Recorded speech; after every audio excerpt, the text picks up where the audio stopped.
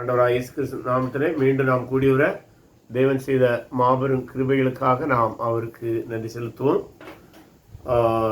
நாம் பிரசங்க கலை என்கிற பாடத்தை குறித்து தியானித்து வருகிறோம். இதற்கு முந்தின வகுப்புகளிலே பிரசங்க கலையின் நோக்கம், பேச்சாற்றலின் வல்லமை, கிறிஸ்தவ செய்தியாளருக்கான அடிப்படை தகுதிகள், பேச்சாளருடைய சுய மதிப்பீடு, பேச்சாளர்களுக்கான முன் நிபந்தனைகள் போன்றவற்றை நாம் பார்த்திருந்தோம். சென்ற வாரத்திலே மேடை பயம் என்கிறதானதை குறித்தும் நாம் பார்த்திருந்தோம். இந்த நாளிலே நாம் 10வது பாயிண்டிலிருந்து ஆரம்பிக்கின்றோம். உங்களுடைய நோட்டில் 10வது பாயிண்ட் 8வது பக்கத்தில் இருக்குன்னு நினைக்கிறேன். பப்ளிக் ஸ்பீக்கிங் ஸ்டைல், அதாவது ஒரு பிரசங்கியார் அல்லது ஒரு பேச்சாளர் மேடையில் வரும்போது எந்த விதமான உடல் நடை பாவனைகள் பாவனைகளை எப்படி நாம் கொண்டிருக்க வேண்டும் என்று ஒரு தகவல் நமக்கு தேவை. அதாவது குரல் என்று சொல்லும்போது ஆண்டவர் மனிதனுக்கு தந்திருக்கிற வரங்களிலே அல்லது ஆசீர்வாதங்களிலே மிக மிக முக்கியமான ஒன்று குரல் என்று சொல்ல முடியும். பல வேளைகளிலே நம்முடைய உருவ அமைப்புகள் மாறி இருந்தால் கூட நம்முடைய குரல் நாம் யார் என்று பலருக்கு காட்டி கொடுத்துவிடும். அதனால்தான் குரல் பல வேளைகளில் நம்முடைய அடையாளத்துக்கு ஒரு முக்கியமானது உண்டு. நான் ஸ்கூலில் படிக்கும்போது என்னோடு ஒரு நண்பர் படித்திருந்தார்.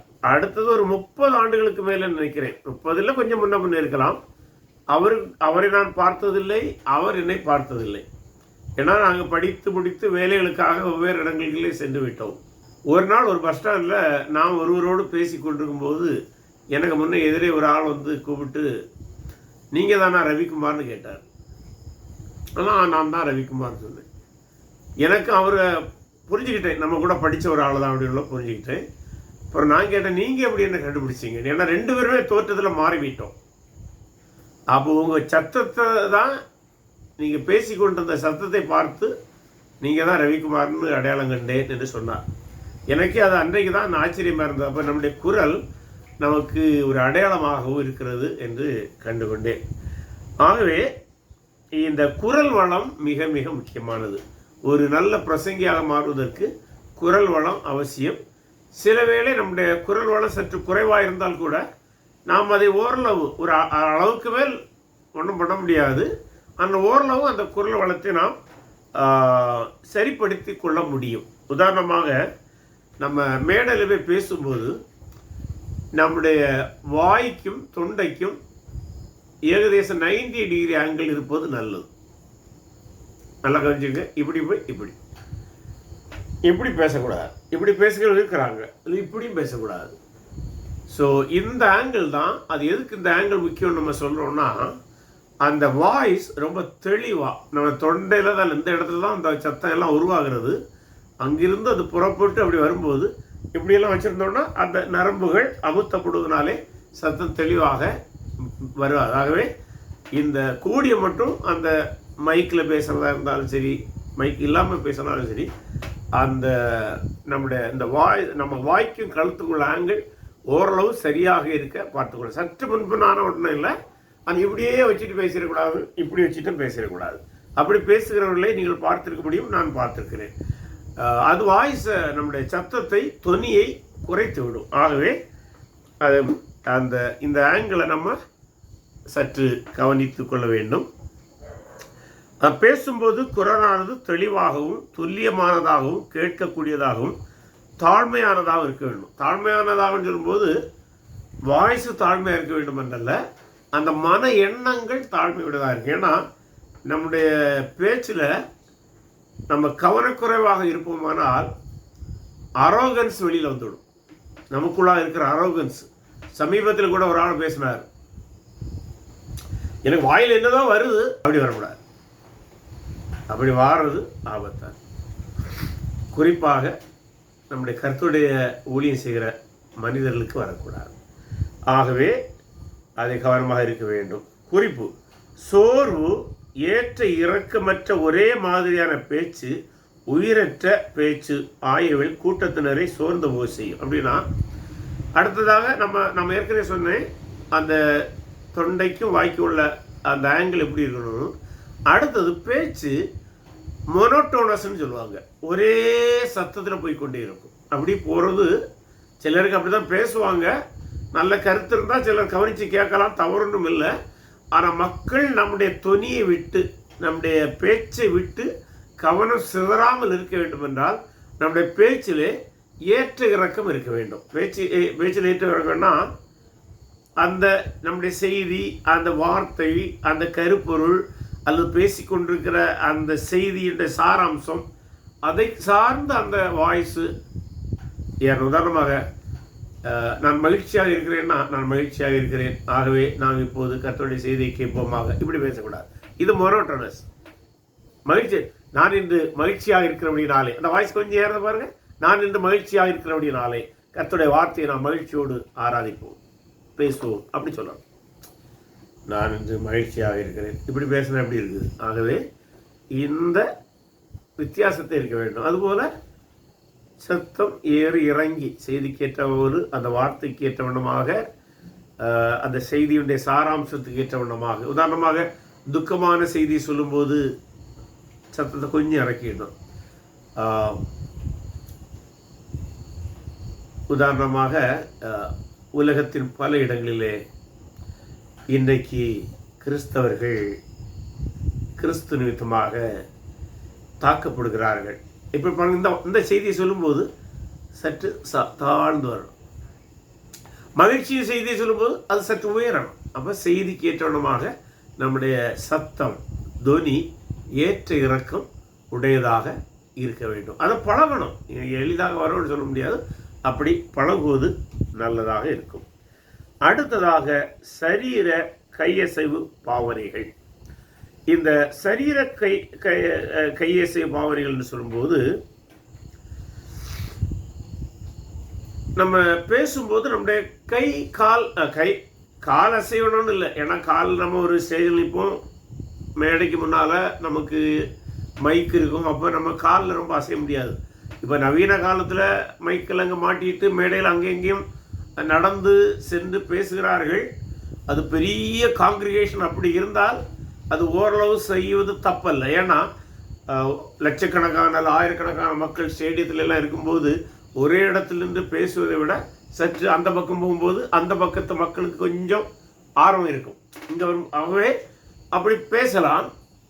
ஆனால் மேடை பேச்சில் நம்ம அதிகமாக முதலாவது கவனிக்க வேண்டியது, ஒரே இடத்தில் ஒரு போடியத்தில் அல்ல டயஸில் நின்று நம்ம பேசும்போது கூட நாம் நிலையாக நிற்கும்போது நம்முடைய கண் எப்படி அசைய வேண்டும், நம்முடைய கை எவ்வளோ அசைய வேண்டும். உதாரணமாக நம்முடைய கண் அசைவு எப்படி இருக்க வேண்டும் என்றால், அதை குறித்து கீழே கொஞ்சம் கூட வருது, அதனால் அப்போ அதை பார்க்கலாம்.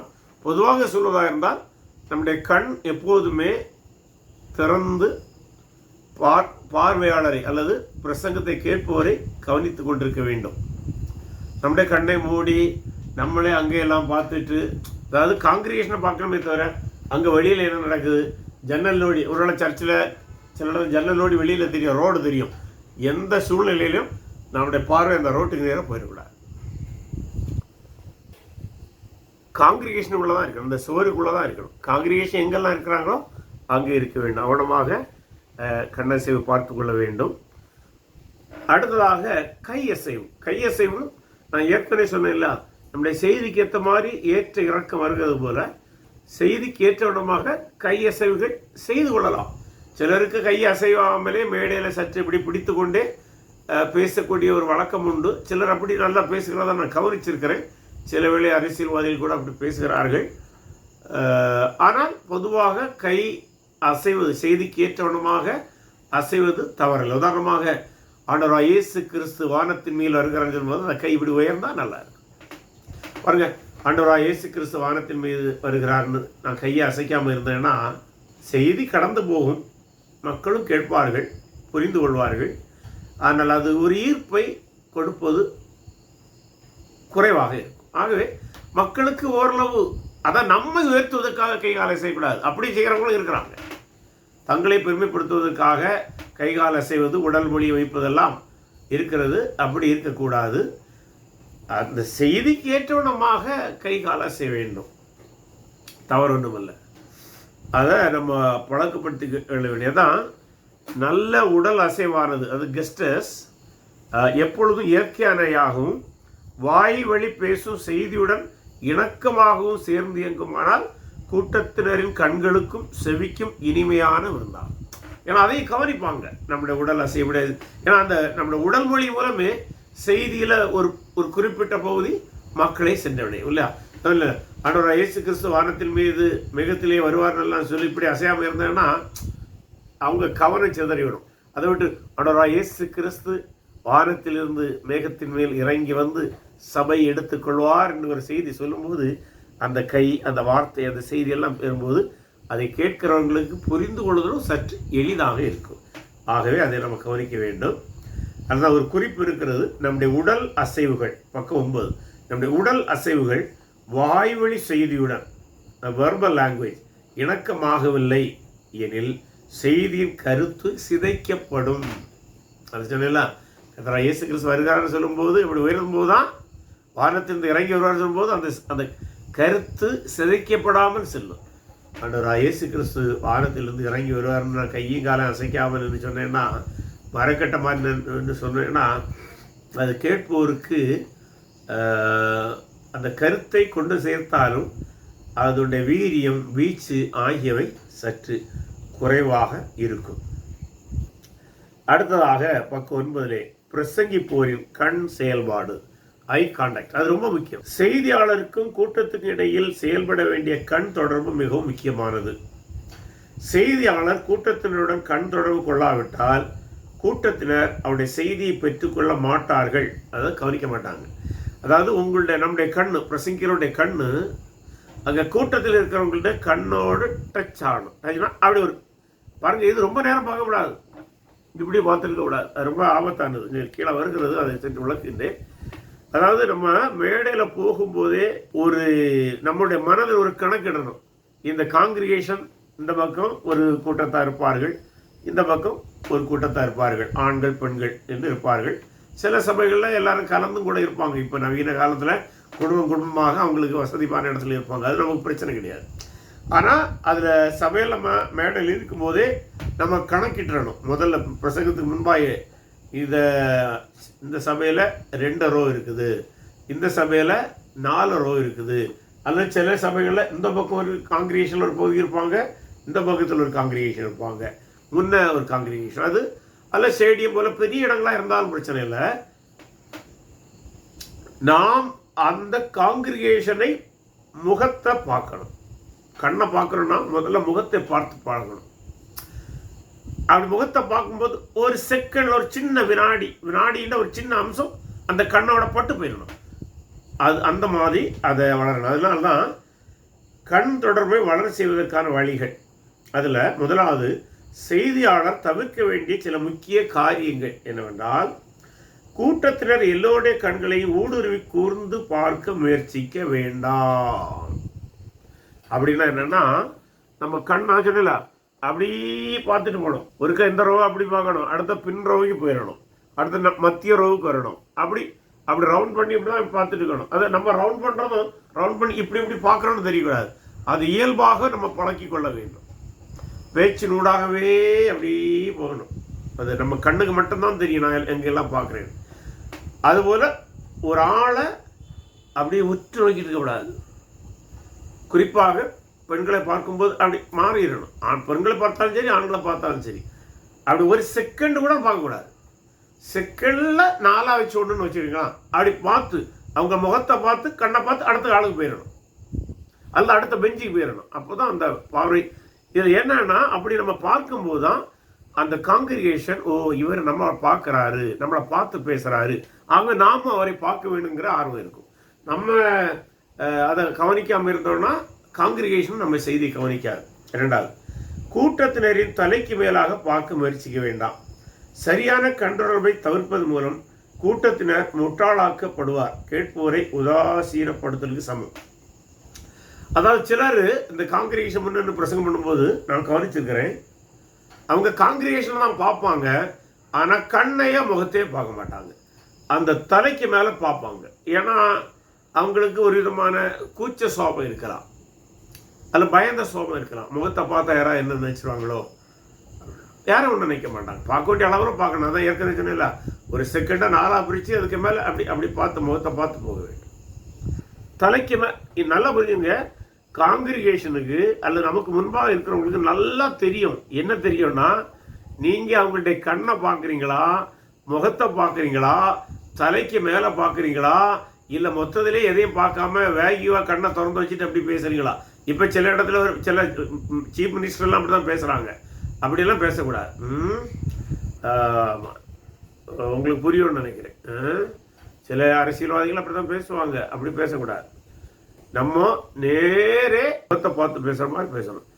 அந்த தலைக்கு மேலே நம்முடைய கண் போயிடக்கூடாது. அப்படின்னா மக்கள் புரிஞ்சிடுவாங்க, இவர் நம்மளை பார்க்கல, ஆகவே அவங்க நம்ம செய்தியிலேருந்து அப்படியே விலகி செல்வாங்க. அவங்க வேற ஏதாவது சிந்திக்க ஆரம்பிச்சிடுவாங்க. ரொம்ப முக்கியம், கண் பார்வை எவ்வளோ முக்கியம்னு உள்ளதை பார்த்துடுங்க. பேசும்போது ஒரே நபரை எப்போதும் பார்த்து கொண்டிருக்க கூடாது. இது நிறைய பிரசங்கமார் செய்கிற தப்பு. அதாவது கண்ணசைவெல்லாம் பார்ப்பாங்க, ஆனால் அவங்க மேக்சிமம் ஒரே ஆளை கவனிச்சுட்டே இருப்பாங்க. ஒன்றில் ஆணை பார்ப்பாங்க, இல்லை பெண்ணை பார்ப்பாங்க.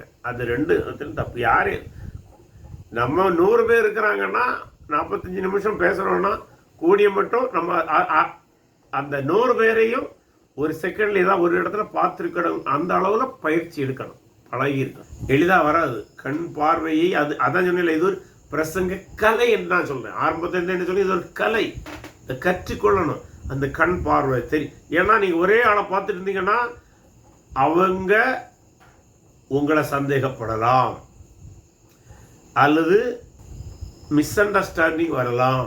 குறிப்பாக பெண்களை எப்படி பார்த்தால் அது தவறான செய்தியை அந்த பெண்ணுக்கோ அல்ல அந்த சபைக்கு கடத்திவிடும். இது சில தெரியாமல் தான் செய்யணும். ஸோ ஆகவே கண் பார்வைகள் மிக மிக கவனமாக, நேர்த்தியுடன், நேர்மையாக, தேவனுக்கு முன்பு உண்மையுள்ளதாக இருக்க வேண்டும். அடுத்தது, செய்தியாளர் செய்ய வேண்டிய சில முக்கிய காரியங்கள். இந்த கண் பார்வையை அவன் டெவலப் பண்ணுறதுக்கு இன்னொரு முக்கியம். கூட்டத்தினரின் இருக்கை அமைவின்படி கூட்டத்தினரை குழுக்களாக தங்கள் மனதில் பிரித்து கொள்ளவும். பின்பு பார்வையானது பிரசங்கித்துக் கொண்டிருக்கும் போதே ஒரு குழுவிலிருந்து மற்ற குழுவிற்கு நகர வேண்டும். ஒவ்வொரு பார்வை அசைவிலும் ஒவ்வொரு குழுவிலிருந்தும் வெவ்வேறு நபரை பார்க்க வேண்டும். அதான் நான் ஏற்கனவே லைட்டில் சொல்லியிருந்தேன்.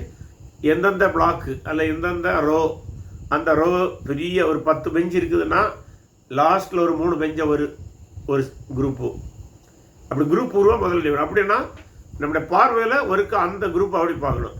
அப்படியே பார்த்துட்டு அடுத்த குரூப்பில் அடுத்த ரோவில் அவங்கள பின்னால் பார்க்கக்கூடாது.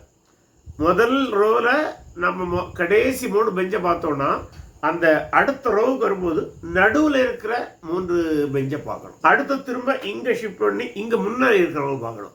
அடுத்து இதை அப்படியே ஷிஃப்ட் பண்ணி இந்த பார்வையிலிருந்து அடுத்தது அடுத்த ரோவில் உள்ள முன்ன 3 பெஞ்சை பார்க்கணும்.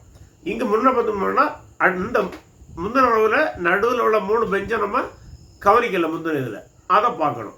அடுத்து அங்கே அந்த ரோவில் கடைசி 3 பெஞ்சை நம்ம முதல்ல பார்க்கணும். அப்படி அந்த கண்ணு சுழந்து கொண்டே இருக்க வேண்டும். அடுத்தது இப்படி அந்த 3 பெஞ்சை பார்க்கும்போது அந்த பெஞ்சில் ஒரு பார்வையில் யாரை ஒரு ஆளை பார்த்துருக்கணும். 2வது நம்ம ரவுண்ட் அடித்து திரும்ப வரும்போது அந்த ஆளை மீண்டும் பார்க்கக்கூடாது, இன்னொருவரை பார்க்க. இது நிறைய பழகணும், பழகிக்கொண்டே இருக்க வேண்டும். புரியுதுல்ல? ஸோ லட்சக்கணக்கான இடத்துலையும் அப்படி தான் பார்க்கணும். அப்படியே அந்த பெரிய கூட்டமாக இருந்தாலும் அந்த ஒரு பெரிய ரோவை பார்க்கணும். அதில் ஒரு ஆளை கண்ணா பார்த்தது போல முயற்சிக்கணும். பார்க்க முடியாது தூரத்தில் இருந்தாலும், ஆனால் அதை அந்த ஆளை பார்த்த மாதிரி தெரியணும். ரெட் ஷர்ட் அவருக்கும் தெரியும் இந்த ஆள் இப்போ என்ன தான் பார்க்குறாரு. பாருங்க, நம்முடைய அந்த கண்களின் வீச்சு அவ்வளோ. அது அண்ணனும் நோக்கில் சொன்ன மாதிரி நம்ம அந்த பார்வை ரொம்ப தூரத்தில் இருந்தால் அந்த கம்யூனிகேஷனை கொடுக்கும். எல்லா நேரங்களிலும் பார்ப்பதற்கு ஒரே நபரை தெரிந்து கொள்ளாமல் ஒவ்வொரு நேரமும் வெவ்வேறு தனிநபர்களை கூட்டத்திலிருந்து நீங்கள் பார்க்க வேண்டும். அது அந்த ரோவில் ஒரு பெஞ்சில் ஒரு ஆளை பார்க்க, ஒரு பெஞ்சில் முந்தின தடவை இந்த கடைசியில் இருந்தால் பார்த்தோம்னா அடுத்த தடவை அந்த பெஞ்சை பார்க்க வேண்டிய சூழல் வரும்போது அடுத்த எண்டில் இருக்கிறவங்கள பார்க்கணும். அப்படி பார்த்து நம்ம ஷிஃப்ட் பண்ணிகிட்டே இருக்க வேண்டும். சிறிது நேரமே அவருடைய கண்களில் பார்த்துவிட்டு பின்பு மற்றவருடைய கண்கள் பார்ப்பதற்கு கண்களை நகர்த்தவும். அதனால் இப்படியே பார்த்துட்டு கூடாது. அப்படி அது அது பழகணும். ஆக்சுவலாக நாம் இந்த ப்ராக்டிக்கல் கிளாஸாக நடத்தி கொடுக்கும்போது நான் அதை பயிற்சி கொடுப்போம். அதை பார்க்க வேண்டும். மற்றவருடைய கண்கள் பார்ப்பதற்கு கண்கள் நகர்த்தவும். ஒரே நபரே அல்லது ஒரே திசையில் இருப்பவரை பார்த்து பேசிக்கொண்டிருந்தார் பிறர் உங்கள் பேச்சை கவனிக்க மாட்டாங்க. சிலர் பேசுவாங்க, இப்படியே ஒரே சைடு பேசுவாங்க. சிலருக்கு ஆண்களை பார்ப்பது கூச்சமாக இருக்கும், அவங்க பெண்களையே பார்த்து பேசியிருப்பாங்க. சிலருக்கு பெண்களை பார்ப்பது கூச்சமாக இருக்கும், அவங்க ஆண்களையே பார்த்து பேசி கொண்டிருப்பாங்க. அது ரெண்டுமே தவறான. எல்லாரையும் நம்ம பார்க்கணும். ஆனால் நம்ம என்ன சொன்னால ஏற்கனவே ஒரு செகண்டுக்குள்ளே 4 பேரை பார்த்தாகணும். அந்த அளவுக்கு அப்படியே நம்ம ரவுண்ட் பண்ணிகிட்டே இருக்கணும். சரியா? அந்த செய்தியும் அதே நேரத்தில் போய்கொண்டே இருக்க வேண்டும். அடுத்ததாக சரீர தோற்றம், ஃபிசிக்கல் அப்பியரன்ஸ். அதாவது நம்ம மேடையில் போகும்போது நம்முடைய சரீர தோற்றம் எப்படி இருக்க வேண்டும்? நம்முடைய சரீர தோற்றம் மிகவும் முக்கியமானது. மக்கள் எப்பொழுதும் பிறரை குறித்து புற தோற்றத்தின் அடிப்படையிலே தீர்மானிக்கிறார்கள். மக்கள் நம்முடைய ஆடைகள், சிகை அலங்காரம் போன்றவற்றை பார்க்கிறார்கள். ஆகவே நாம் பொது மக்கள் முன்பாக நல்ல தோற்றத்தை கொண்டிருக்க வேண்டும். குறிப்பாக கூட்டத்தில் நல்ல தோற்றத்தை கொண்டிருக்க வேண்டும். அதாவது தோற்றம் சொல்லும்போது நாம் அழகாக வசீகரமாக இருக்க வேண்டும் என்று அல்ல, நேர்த்தியாக இருக்க வேண்டும். அதாவது தோற்றம் என்பது நேர்த்தியாக இருக்க வேண்டும். அது நம்முடைய ஆடை, அலங்காரம், சிகை அலங்காரம் போன்றவை நேர்த்தியாக இருக்க வேண்டும். ஏன்னா விலகூன துணியை கட்டிட்டு போய் நிற்கணும்னு கிடையாது. இருக்கிற ட்ரெஸ்ஸு பழையதாக இருந்தாலும் சரி, அதை அயன் பண்ணி, அதை துவைத்து அலைன் பண்ணி க்ளீன் பண்ணி நேர்த்தியாக ஆடை அணிய வேண்டும். அது எந்த ஆடையாக இருந்தாலும் சரி. அந்த வில்லேஜ்னால் அதுக்கேற்ற மாதிரிலாம் இருந்தால் நல்லது. இடம், பொருள், ஏவல் கொஞ்சம்லாம் டவுன் போன்ற நல்ல காங்கிரிகேஷன், பெரிய ரிச் மீன்ஸ் த டவுன், அங்கே போகும்போது வேணுமென்னா கோட்டு, ஷூட்டு, டை வேணுமென்னா கட்டி கொள்ளலாம். இப்போது கிராமங்களிலும் நம்முடைய சபைகளிலே டை எல்லாம் கட்டி பிரசங்கம் பண்ணுறாங்க, தவறொன்றும் இல்லை. ஆனால் நம்முடைய காலநிலைக்கு சில சூடாக இருக்கும். ஸோ அவைகளை தாங்கிக் கொள்ள முடியுமானால் அது தவறொன்றும் இல்லை. ஏனேனும் வில்லேஜில் எல்லாம் நம்ம போகும்போது டை, கோட்டு, சூட்டு போடாமல் சற்று எளிமையாக போனோம்னா மக்கள் நம்மோடு எளிதாக பழகுவார்கள். அதில் நாம் எவ்வளோதான் பிரசங்கம் பண்ணாலும் மக்கள் நம்மளை ஒரு பெரிய அளவில் இருக்குது, இவரோடு நம்ம அணுக முடியாதுன்னு கருதுவதற்கு இடம் இருக்கிறது. ஆகவே தோற்ற பொலிவு மிக முக்கியம். அதில் தான் சுத்தமாகவும் நேர்த்தியாகவும் இருங்கள். அப்போ மேடையில் ஏறுவதற்கு முன்பாக சுத்தமாகவும் நேர்த்தியாகவும் இருங்கள். அப்படின்னா நம்ம குளித்து முகையெல்லாம் கழுவி, ஸோ அந்த விதமாக போகணும். நிறைய பவுடரை போட்டுட்டு போகணும் அப்படி கிடையாது. நேர்த்தியான ஆடை அணியவும். விலை உயர்ந்த ஆடைகளை அணிய வேண்டுமென இது பொருள் கொள்ளவில்லை. ஆனால் சீரான அல்ல நேர்த்தியான ஆடை அணியும். அதில் லைட்டாக சொல்லிட்டேங்களா, அது அந்தந்த காங்கிரிகேஷன் ஏற்ற மாதிரி ட்ரெஸ் போடலாம். கோட்டு போடலாம், டவுன்லனா கோட்டு போடலாம். அதான் ஏற்கனவே சொன்னேன், இன்னைக்கு கிராமங்களிலும் கோட்டு போடுறாங்க. மக்கள் அதை ஓரளவு ஏற்றுக்கொள்ளக்கூடிய நிலையில் வந்துட்டாங்க. அந்த விதத்தில் தவறல்ல. வேட்டி கட்டி விட்டு போனாலும் தவறல்ல. நம்ம தமிழ்நாட்டில் வேட்டி ஷர்ட்டு போட்டுட்டு போனாலும் தவறல்ல. இன்றைக்கும் சில குறிப்பிட்ட சபைகளிலே, குறிப்பாக சில பெண்டேகோ சபைகள், அந்த சகோதரர்கள், அந்த போதகர்கள் வேட்டி சட்டையோடு இருந்து பிரசங்கிக்கிறார்கள், தவறல்ல. ஆனால் அது நீட்டாக இருக்க வேண்டும். அவ்வளோதான். நீளமான தலைவடி கொண்டிருக்க வேண்டாம். நம்முடைய ஹேர் ஒரு அளவில் இருக்க வேண்டும். அது ஒரு நீளம் என்றால் எவ்வளோ நீளம் என்பது இன்றைக்கு விவாதம் முடியவில்லை. ஆனால் பொதுவாக பவுல் ஒரு இடத்துல சொல்கிறாரு, சுவாபம் உங்களுக்கு கற்றுத்தருகிறது அல்லவா என்கிற ரீதியிலே பேசுவார். அதாவது நம்முடைய சுவாபம் அந்தந்த நாடுகளுக்கு ஏற்ற வண்ணமாக அந்த ஹேர் ஸ்டைல் கொஞ்சம் மாறும். பொதுவாக நம்முடைய இந்தியாவில் இந்த ஹேர் இந்த காதை தொடுறதா, அதுக்கு மேலையெல்லாம் வர்றது அதிகம் விரும்புறதில்லை. ஆகவே ஒரு மேடை பேச்சாளர் அந்த ஹேர் காதை தொடுங்கூட அளவில் வளர்ந்துட்டுனா கட் பண்ணிடணும். ஸோ அந்த அளவு அது நம்முடைய இந்தியாவில் உள்ள பொதுவான ஹேர் ஸ்டைலாக இருக்கிறது.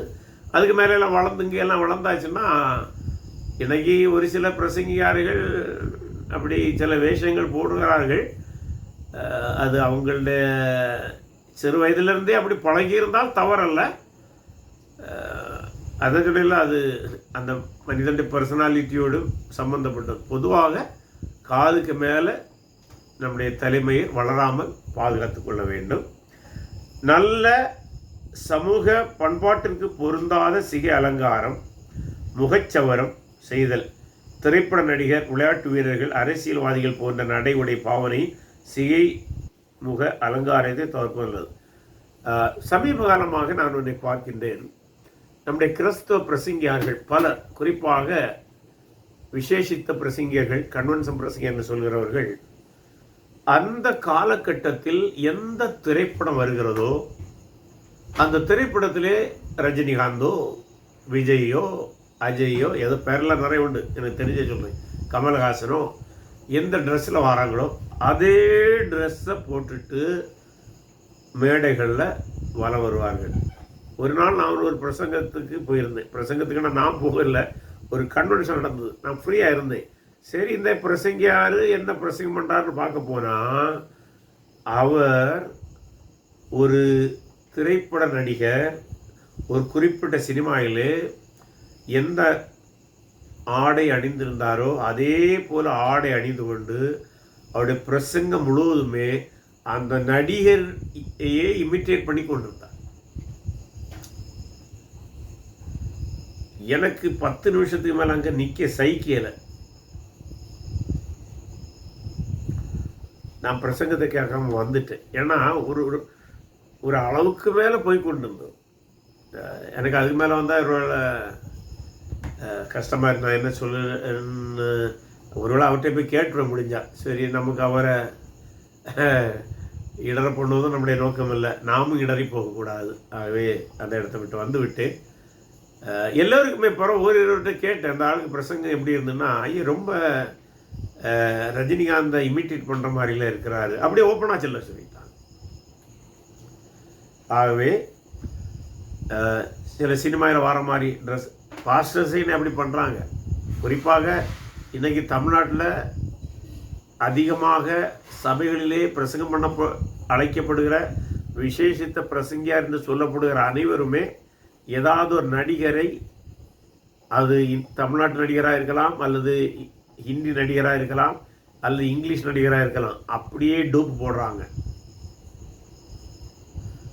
அவைகளை தவிர்க்க வேண்டும். ஹேர் ஸ்டைலும் ஒவ்வொரு சினிமாய்க்கு வர மாதிரி மாற்றுறாங்க பாஸ்டர்ஸ், பிரசங்கிகர், கன்வென்ஷன் பிரசங்கிமார். தேவையா என்று சற்று நாம் யோசிக்க வேண்டும். நாம் அப்படி இருக்கக்கூடாது.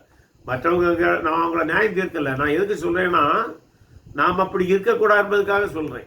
ஏன்னா அது ஒரு சர்வதேச தரம் அல்ல. சர்வதேச கிறிஸ்தவ சபை அமைப்புகளிலே இருக்கிற முறைகள் அல்ல. இதுக்கு மாறாக இருப்பாங்கன்னா சில வேளை அவங்கள்ட்ட பிஹேவியரல் ப்ராப்ளத்தில் கூட இருக்கலாம்.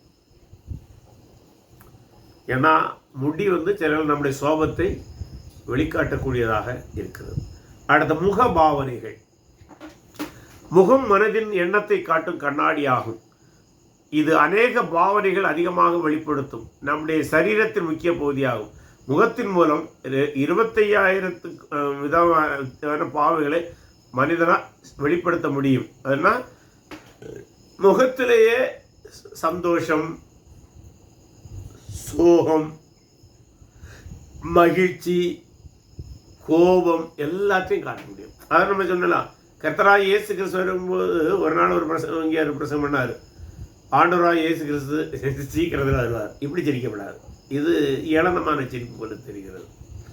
ஆண்டவராய் இயேசு கிறிஸ்து வானத்திலிருந்து இறங்கி வருவதை அப்போது நாம் அவரை காண்பது எவ்வளோ மகிழ்ச்சியாக இருக்கும். அப்படி இயல்பாக அதை கொண்டு வர முயற்சிக்க வேண்டும். எனக்கு இது இயல்பு, உங்களுக்கு இது இயல்பு, அதை அப்படி நீங்கள் செய்து கொள்ளலாம். அதாவது அது ஓவர் ஆக்டாகவும் போயிடக்கூடாது, அண்டர் ஆக்டாகவும் போயிடக்கூடாது, ஏளனமான சிரிப்பு போலும் போய்விடக்கூடாது. ஆகவே நம்முடைய முகத்திலே முகபாவங்களை காண்பிக்க வேண்டும். அது அந்த முகபாவங்கள், கையசைவுகள், செய்தியின் வார்த்தைகள், செய்தியின் சாராம்சங்கள் எல்லாம் இணைஞ்சு போகணும். அதனால தான் மீண்டும் அதை கலை என்று சொல்றது. எல்லாம் இணைந்து போகணும். ஒன்று கொண்டு முரண்பாடு வந்துடக்கூடாது. அதில் உங்களுக்கு எடுத்துக்காட்டம் அப்படி தான் போட்டிருக்குது. பரலோகத்தின் மகிழ்ச்சி மற்றும் பெயர்மம் ஆகியவற்றை நாம் பிரசங்கிக்கும் போது நம்முடைய முகம் சந்தோஷத்தின் புன்சிரிப்பு மற்றும் சந்தோஷம் முதலியவற்றை வெளிப்படுத்த வேண்டும். முகம் இறுக்கமாக இருந்தால் பரலோக மகிழ்ச்சி கூறி நமது வாயை வழி செய்திக்கும் நமது முகபாவனைக்கும் சம்பந்தம் இல்லாததால் நமது செய்தி கேட்பவருக்கு அதிகம் பயன்படாது போகும். இல்லை, இயேசு வருவார் என்கிற செய்தி சொல்லும்போது இயேசு வருவார் பாருங்க, நம்ம முகத்தை பாருங்க, இயேசு வருவார். நாம் அவரை காண ஆவலாய் காத்திருக்க வேண்டும். ஏதாவது எனக்கு முகத்தில் இப்போ உணர்வை பார்க்குறீங்களா? பார்க்கல. அப்போ அந்த செய்தி கேட்குறவங்களுக்கும் அது ஒரு மகிழ்ச்சியாக இருக்காது. ஸோ முகபாவனைகள் கவனமாக இருக்க வேண்டும். பரிந்துரைகள், அதாவது நம்முடைய முகபாவனைகளை வளர்த்துக் கொள்வதற்கான பரிந்துரைகள். அமைதியான கனிவான பாவனையை தொடர்ந்து வெளிப்படுத்துங்கள். பொதுவாக மெசேஜ் போகும்போது இறுக்கமான முகம் இருக்கக்கூடாது. இளகிய புன்னகை பூத்த இதயமுடையவளாக இருங்கள். ஒரு உங்களுடைய முகத்துக்கேற்ற இயல்பான ஒரு இறுக்கமில்லாத இனிய முகபாவனைகளை வளர்த்து கொள்ளலாம். தங்கள் முகத்தின் தசைநார்கள் ஓய்வெடுக்கவும் முகமானது பார்ப்பது இயற்கையாக வருகிற கனிவான தோற்றத்துடன் காணப்படவும் கவனமாக இருங்கள். அதாவது பல்லையெல்லாம் உள்ள கடித்து வச்சுட்டு இருக்கக்கூடாது. இயல்பாக அதை பழகணும். ஏன்னா நம்ம அதை ஆரம்பத்தில் நம்ம மூச்சு பயிற்சி எல்லாம் செய்து நம்மளை ரிலாக்ஸ் பண்ணிடணும். இறுகிய தாடை மற்றும் குறுகிய பார்வை ஆகியவை பகைமை, கோபம், ஆர்வம் குறைதல், செயற்கான பாவனை போன்றவற்றை வெளிப்படுத்துகிறது. சில தேவையான தருணங்களை தவிர்த்து இவைகளில் ஒன்றும் செய்தியாளர் முகத்தில் வெளிப்படுத்தப்படக்கூடாது. அதாவது மேடையில் இருந்துட்டு அரைக்கண்ணில் பார்க்குறது, இப்படி பார்க்காத போல் இருந்து இப்படி பார்க்குறது, இப்படி பார்க்குறது, இந்த விதமான பார்வைகள் முகபாவனைகள் மேடையிலிருந்தும் பீடத்திலிருந்தும் பிரசங்கத்திலிருந்தும் ஒரு ஆளை பார்க்கணும்னு நேரடியாக பார்த்துடணும். அப்படி நேரடியாக பார்க்கணும், இப்படி பார்க்கக்கூடாது. அப்படி பார்த்தோன்னா என்ன ஆகும் தெரியுமா? அங்கே இருக்கிறவங்க நம்ம கண் எங்கே போகணும், அங்கே பார்வை போயிடும், அவங்க பார்வை அங்கே போயிடும். ஸோ ஆகவே அப்படி பார்க்கக்கூடாது. ரொம்ப கவனமாக மேடையில் இருக்க வேண்டும். ஸோ இவைகளெல்லாம் நம்முடைய நடை உடை பாவனைகளை குறித்த சிறிய அறிமுகமாக இருக்கிறது. அடுத்ததாக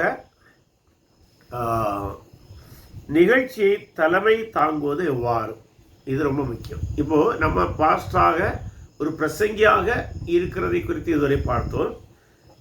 இப்போது நாம் ஒரு தலைவனாக அல்லது பாஸ்டாக பேச்சாளராக இருந்தாலும் சில வேளை சில நிகழ்ச்சிகளிலே நம்மை தலைமை தாங்க கூப்பிடுவார்கள். தலைமை தாங்குவதுனா என்னது? அந்த நிகழ்ச்சியை முழுவதுமாக ஆரம்பத்திலிருந்து கடைசி வரை எந்தவித குழப்பமும் இல்லாமல் நடத்தி செல்வது. ப்ரோக்ராம் லிஸ்ட்டு ஒருவேளை நம்மவே தயாரிக்க வேண்டி வரும், அல்லது நிகழ்ச்சியை ஏற்பாடு செய்கிறவர்கள் தயாரித்து தலைமையேற்கிற நம்மிடம் தருவாங்க. அதை நம்ம அந்த முறைப்படி கொண்டு போக வேண்டும். அப்படி கொண்டு போகும்போது கூட ரொம்ப கவனமாக இருக்கு. ஏனென்றால் அந்த தலைவர் எவ்வளமாக அந்த நிகழ்ச்சியை நடத்தி செல்கிறாரோ அதற்கேற்பதான் அந்த நிகழ்ச்சி வெற்றிகரமாக அமையும். அங்கே கூட்டத்தில் சில இது கூட வரலாம். அந்த தலைமை தாங்கிறவருடைய கட்டுப்பாட்டில் தான் அந்த என்டையர் மீட்டிங் இருக்கிறது. அது 5 பேர் இருந்தாலும் சரி, 10 பேர் இருந்தாலும் சரி, 10 லட்சம் பேர் இருந்தாலும் சரி. அதனால்தான் பிரசங்க பீடத்தில் தலைவரின் முக்கியமான வேலைகள். அதாவது தலைவர் சொல்லும்போது இல்லை, பிரசங்கி கூட வேறொருளாக இருக்கலாம். சில இடத்துல தலைவரே பிரசங்கம் பண்ண போகலாம். அது நிகழ்ச்சியை பொறுத்தது.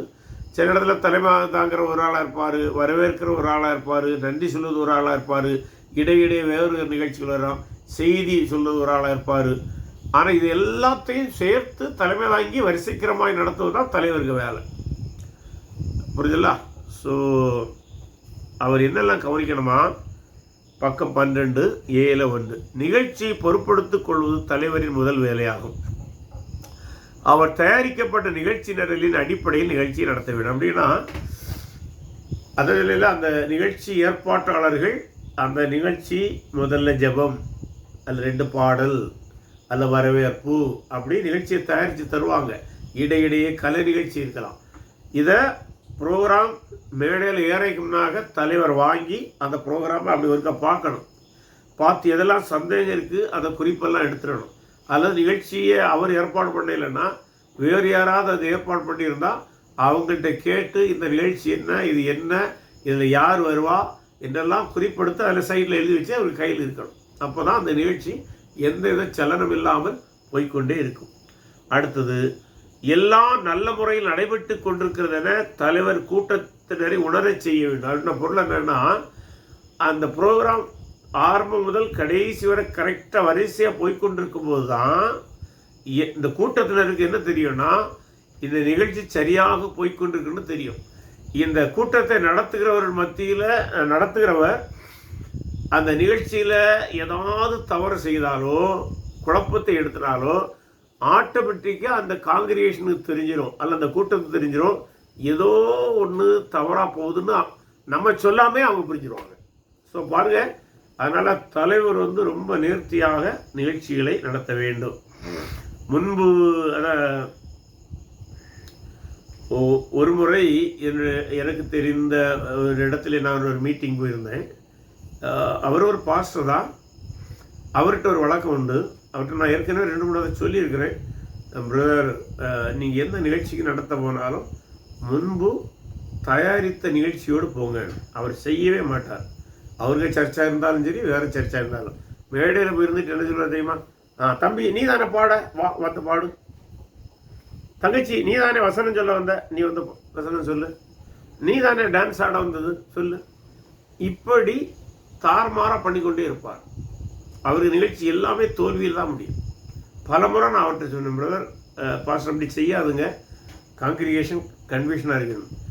அவருக்கு சர்ச்சையில் செய்தாலும் பிரச்சனை இல்லை. வேறு யாராவது அவரை தலைமையாக இருக்க கூட்டினாலும் அவர் அப்படி தான் செய்வார். கையில் ப்ரோக்ராம் கொடுத்தாலும் அதில் பாதியை விடுவார், அதில் பாதியை முன்ன உள்ளதை பின்னால் சொல்லுவார். அவரை திருத்த முடியாது. அவர் ஏன் செய்கிறாருன்னு நமக்கு தெரியாது. இப்போ திருத்தி கொண்டாரா என்று எனக்கு தெரியவில்லை. இது ஒரு 10-15 வருடத்துக்கு முன்பாக அவரோடு பழகி கொண்டிருந்த போது நான் பார்த்தது. அப்படி செய்யக்கூடாது. அடுத்தது, நிகழ்ச்சியை நடத்தி செல்வதன் மூலம் தலைவர் கூட்டத்தினரின் கவனத்தை கட்டுக்குள் வைத்திருக்க வேண்டும். தலைவர் நிகழ்ச்சி குறித்து குழப்பமடைந்தால் கூட்டத்தினர் பதட்டமடைவர். மேலும் நிகழ்ச்சியானது அவர்களுக்கு சோர்வை உண்டாகும். அந்த நிகழ்ச்சியை பக்காவாக தயாரித்து அதில் குழப்பம் இல்லாமல் போனால் தான் அந்த காங்கிரிகேஷன் அமைதியாக இருக்கும். இவர் முன்ன உள்ளதை தூக்கி பின்னால் போட்டு அதை மாற்றலாம், தேவையான இடத்துல மாற்ற முடியும். ஆனால் அதை ரொம்ப நேர்த்தியாக செய்யணும்.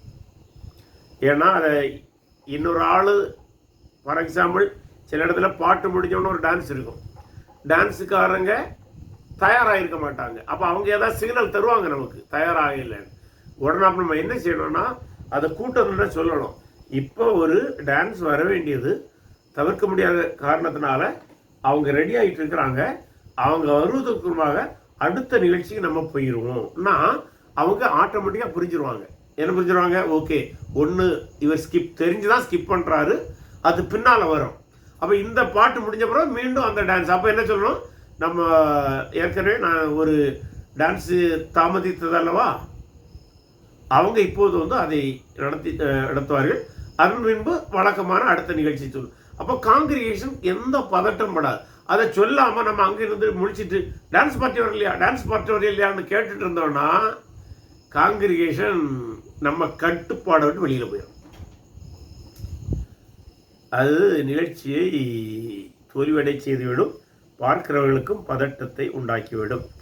அதனால தான் 4ஆம் பாயிண்ட், அவர் குழப்பம் அடைவதை தவிர்க்க வேண்டும். தலைவர் எந்த சூழலையும் குழப்பமடையக்கூடாது. சில மக்கள் குழப்பம் ஏற்படுத்துவதற்காகவே கூட்டத்திருவார். இனி சில இடத்துல பார்த்தீங்கன்னா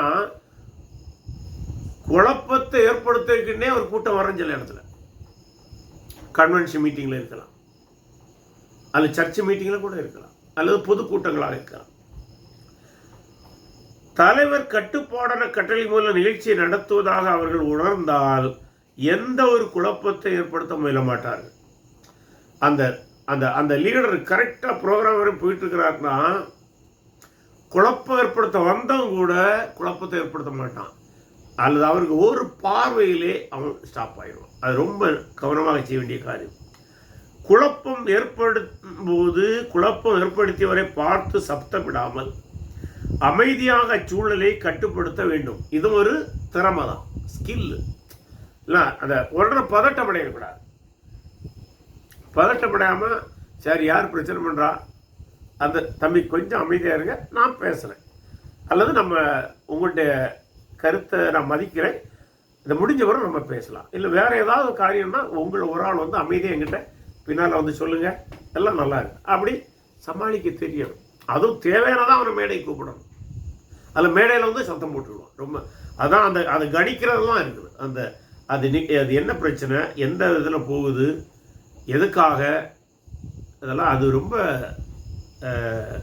காங்கிரிகேஷனை கட்டுப்பாடில் வைக்கிறது அது பெரிய திறமை. அதான் நான் மீண்டும் மீண்டும் சொல்கிறேன், பிரசங்கம் மட்டும் இல்லை கலை. இந்த மேடை ஒரு நிகழ்ச்சி தலைமையேற்று நடத்துவது ஒரு கலை திறமை தான். குழப்பம் ஏற்படுத்தப்படும் போது குழப்பம் ஏற்படுத்தியை பார்த்து சப்தமிடாமல் அமைதியாக அச்சூழலை கட்டுப்படுத்த வேண்டும். எவரையும் காயப்படுத்தாமல் நகைச்சுவைகள் மூலம் தலைவர் குழப்பத்தை தவிர்க்கலாம். அந்த பிரச்சனை வரும்போது கூட அதை ஒரு நகைச்சுவையாக எடுத்து அந்த குழப்பத்தை தவிர்த்து போகலாம். நம்முடைய தமிழ்நாட்டில் உள்ள தலைவர்களை அரசியலுக்காக நாம் பேசவில்லை, தவறாக யாரும் புரிய வேண்டாம். கலைஞர் கருணாநிதி அந்த விதமான திறமையுடையவர். எந்த கூட்டத்திலும் பதட்டப்படாமல் அதுக்கேற்ற ஒரு நகைச்சுவை மூலம் அந்த அந்த பிரச்சனை அப்படியே கடந்து போயிடுவார், அதில் கட்டுப்பாட்டுக்குள் வைத்துக் கொள்வார். அங்கே கூட்டத்தில் லட்சக்கணக்கான இருந்தாலும் அங்கே சஞ்சலமே இருக்காது. அதையே அவர் ஒரு நகைச்சுவை மூலம் கடந்து வரும். நான் பார்த்த அளவில் அந்த திறமை அவருக்கு இருந்தது. மற்றவங்க இருக்கலாம், பலர் இருக்கலாம், நான் பார்த்ததை சொல்கிறேன். மற்றபடி தவறாக இதை அரசியலோடு பொறுத்து கொள்ள வேண்டிய, ஏன்னா அவரும் இப்போ இல்லை. நான் எதுக்கு சொல்லனா, அது ஒரு திறமை. அந்த நகைச்சுவையோடு அந்த பொதுக்கூட்டத்தை கட்டுப்பாட்டுக்குள் வைப்பது பலருக்கு இருக்கிற, நம்ம பாஸ்டர்ஸ்லேயே செல்லட்ட அந்த திறமை உண்டு. எனக்கு பேர் சொல்வதற்கு எனக்கு சிலரை தெரியும், நான் சொன்னால் உங்களுக்கு தெரியாது, அதனால் அந்த பேர்களை நான் சொல்லலை. மற்றபடி நான் சில பாஸ்டர்ஸ் பிரச்சனைகள் வரும்போது ரொம்ப நகைச்சுவையாக கூட்டத்தை கட்டுப்படுத்துவதை நான் பார்த்துக்கிறேன். எனக்கு தெரிந்த ஊழியர்கள், நண்பர்கள் அப்படி செய்திருக்கிறதை நான் பார்த்துருக்கிறேன். அவைகளுடைய பேரை சொல்லலாம், ஆனால் உங்களுக்கு தெரியாதனால அவங்க சொல்லலை. கலைஞர் கருணாநிதியுடைய பேரை சொன்னது எல்லோருக்கும் தெரிந்த ஒரு நபராக இருக்கிறபடியால் அதை நம்ம சொன்னேன். ரெண்டாவது, அவர் இப்போ இல்லை, ஆனால் அது அரசியல் பிரச்சனையாகவும் மாறாது, அவர் தலைவராக மட்டுமே பார்க்கப்படுகிறார். சரி, அடுத்த பொதுக்கூட்டத்தை நடத்தும் செய்ய வேண்டிய ஆயத்தம். இப்போ ஒரு பொதுக்கூட்டத்தை நம்ம நடத்த வேண்டிய இருக்கிறது, அல்லது நாம் தலைவர் மையத்தை நடத்த வேண்டும் என்றால் என்னென்ன ஆயத்தங்களை செய்ய வேண்டும்? தலைவர் அல்லது நிகழ்ச்சி நடத்தும் அலுவலர் அல்லது சபையின் போதகர் நிகழ்ச்சி அல்லது ஆராதனை ஆரம்பிப்பதற்கு முன்பாக நிகழ்ச்சி நிரல் அட்டவணையை கவனமுடன் தயாரிக்க வேண்டும். கீழ்காணும் காரியங்கள் நிகழ்ச்சி நிரல் அட்டவணை தயாரிப்பதற்கான ஆலோசனைகள் ஆகும். நிகழ்ச்சி நோக்கத்தை முதலாவது தெரிந்து கொள்ள வேண்டும். இப்போ நம்மளை தலைமையேற்று நடத்த கூப்பிட்டுருக்கிறாங்கன்னா எதற்கு, என்ன நோக்கத்தோடு இந்த நிகழ்ச்சியை நடத்துறீங்கன்னு முதல்ல நம்ம கேட்டு வச்சிருக்கணும். ஏன்னா நம்ம கையில் அந்த நிகழ்ச்சி நிரல் வரும்போது அந்த தலைப்புக்கு, அந்த கருப்பொருளுக்கு ஏற்ற விதமாய் அந்த இது போயிருக்குதான்னு ஒன்று ஒரு கவனிக்கிறதுக்கு நல்லா இருக்கும். நீங்கள் அவரோட தலைமையை ஆற்றுவதற்கு அது பயன்படும்.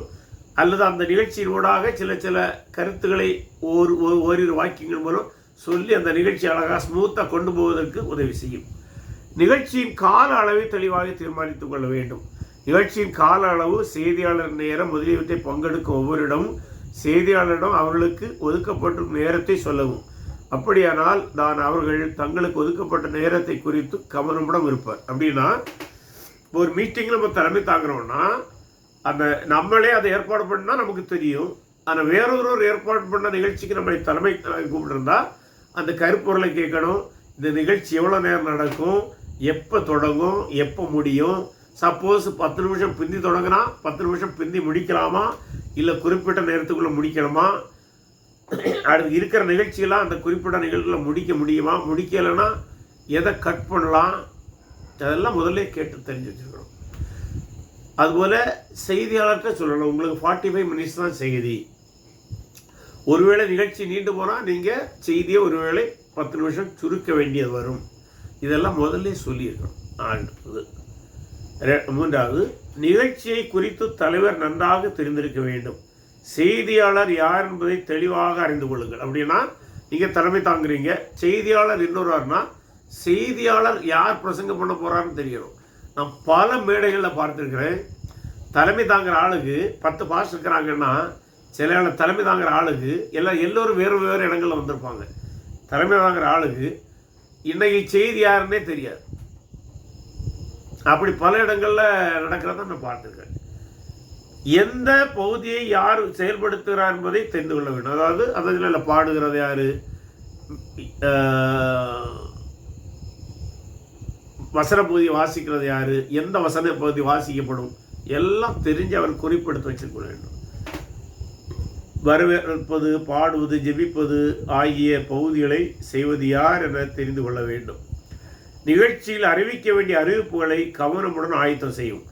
நிகழ்ச்சிக்கு இடையிலையோ அல்லது கடைசியிலோ ஒரு அறிவிப்பு கொடுக்கும்போதா அது என்னென்ன அறிவிப்பு கொடுக்க வேண்டும் என்று நிகழ்ச்சி ஏற்பாட்டாளர்கிட்ட கேட்டு முதல்ல எழுதி வச்சிருக்கணும். அல்லது சந்தேகம் வந்தால் அது கூட கிளாரிஃபை பண்ணி வச்சிருக்கணும்.